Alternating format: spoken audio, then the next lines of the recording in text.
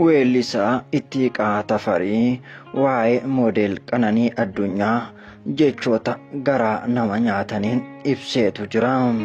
Osoo yaada weellisaa Ittiiqaa Tafarii ittiin darbiin dura chaayinaalii kanaaf namoonni haaraa taatan sabiskiraayib gochuu hin dagatina. Akkasumas viidiyoon kun namoota danuu bira akka ga'uudhaaf laayik godhaa, yaada keessan immoo koomentii jalatti nuu qoodaan affeerraa keenya. Qophiilee keenya waliin hanga dhumaatti nu waliin turtii qabaadhaan affeerraa keenya. Yaada weellisaa Ittiiqaa Tafarii akka armaan gadii kanatti isinii dhiyeessina. Akkas jechuudhaan yaada isaa eegale. Kana hin oolanim obboleettii teenya qixisuu Qananii Addunyaa kichuu firii irraa eegnu bakka gaabbii hin qabne, bakka miilli hin geenye, iddoo harki hin qaqqabnetti gaggeessinee galle. Haadhaa fi abbaa ishii akkasumas obboleessa keenya Andaalam Gosaa fi maatii isaa qofa miti kan gaddeem. Haalli du'a ishee nama gaarummaa ishee beeku, nama naamusa ishee beeku, nama tasgabbii ishee beeku miti nama namummaan itti dhaga'amu kamiifuu hangam akka gurratti ulfaatu jechaan ibsuun ni ulfaata. Qananiin naamusa qabeettii, obsa qabeettii, kabaja ofii qabdudha. Ishee jechuun waggaa tokkoon dura olola maqaa miidiyaa hawaasaa kana irraa itti duulamaa ture. Maqaa isheen hin qabne laatamee fi qormaata umurii ishee olii keessummeessitee guyyaa tokko maaf natti duultan, maaf na cabsitan jettee deebii hin laanneem, hin dubbanneem. Of kattee obsitee keessa isheetti gubattee malee tuffattee miti. Duula sobaa sana hundaa kan dabarteem. Amma Qananii haala nama gaddisiisuun dhabnee jirram. Obboleeyyan kiyya Andaalam Gosaa fi Qananii Addunyaa nuti hiriyaa lubbuu ta'uu isaanii, egereef walabdachuu isaanii, karoora gaa'ilaa qabaachuu isaanii beekna. Waggootaaf mana tokko keessa akka jiraatan, lubbuu jedhanii akka wal waaman beekna. Garuu rakkoo addaa isaan gidduu jiru maaltu akka isaan mudate murtii hangana nama murteessisiisu qaamni biraa wal dhabdee isaaniif sababa ta'innaa kan beeku Waaqaa fi isaan qofadha. Garuu maaloo yaa ilmaan ayyaa fayyadamtoota miidiyaa hawaasaa odeeffannoo qabatamaa hin taanee fi tilmaama keessaniin irra deddeebitanii hin ajjeesinaa. Isin guyyaa 2-3 miidiyaa irraa dubbattanii maxxansitanii dagattum. Odeeffannoon isin laattan garuu maatii Qananii fi maatii Andaalamiif, dhugaa obboleettii teenya Qananiif, obboleessa keenya Andaalam Gosaaf madaa yoomuu hin fayyineem. Namoota isin hordofan waan isin dubbattan hunda dhugaadha jedhee warra amanus hin miidhinaam. Addatti immoo warra dhimma kana qoratuttis gufuu akka taatan hin dagatinaa. Kanaaf yoo ishiifis isaafis maatii gablachuufuu xiqquma illee miidhamaatu ta'e hamma firiin qorannoo ifa ta'utti of qusadhaan dhaamsa obbolummaa kootim. Qanoo lubbuun kee boqonnaa haa argattum. Obboleessa koo Andaalam Gosaa maatii firoottanii fi hiriyoota kee maraaf jajjabina nawwaam. Weellisaa Ittiiqaa Tafariitu yaada isaa haala kanaan goolabeem. Egaa weellisaa Ittiiqaa Tafarii yaada jajjabaa kaaseetu jiraam.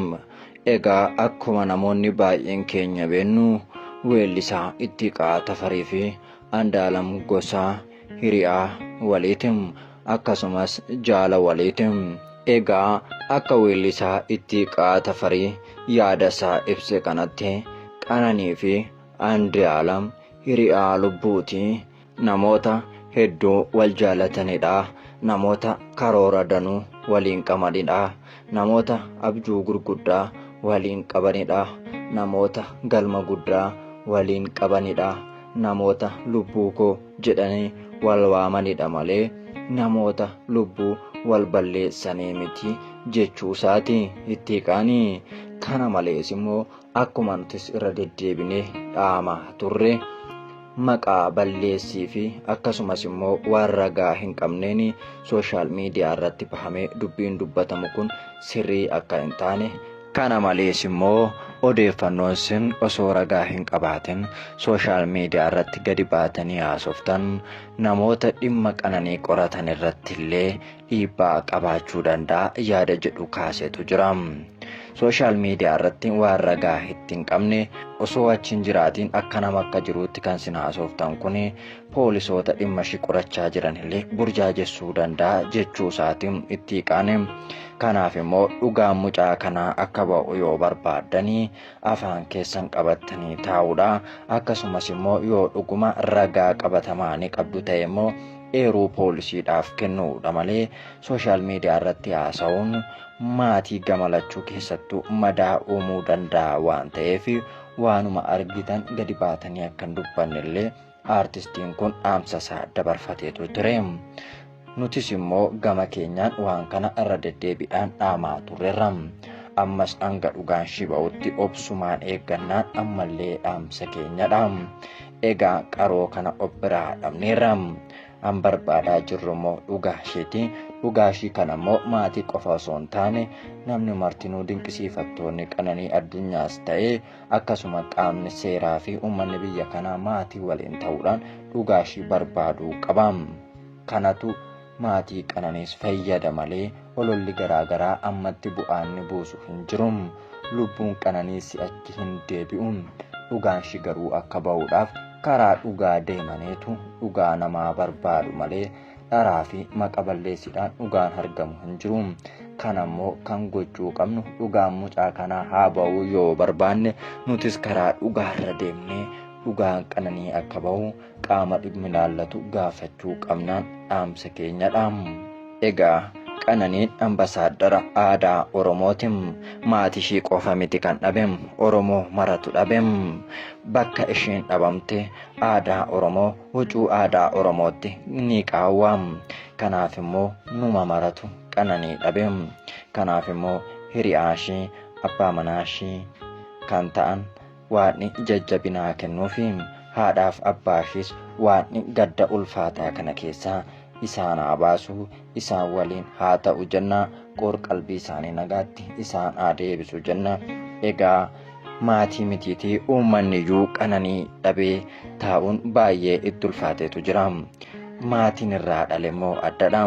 Dhalanii guddisanii barsiisanii osuma hin beekin kichuutti gaafa dhaban caba guddaadha. Gadda yoomuu umurii guutuu nama keessaan baane namatti ta'a. Egaa maatii Qananiis kanumatu mudate.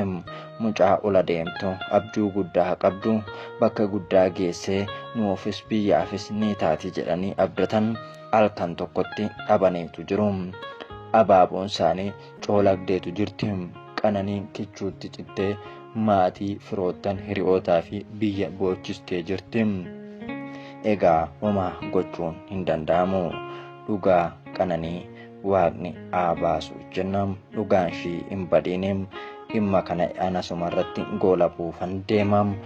Irra deebi'een sin gaafadha. Namoonni chaanaalii kanaaf haaraa taatan chaanaalii kana sabiskiraayib gochuu hin dagatina.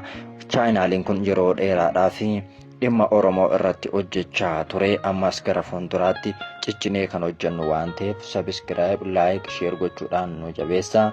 Akkasumas yaada keessan koomentii jalatti nu qooduu hin dagatina.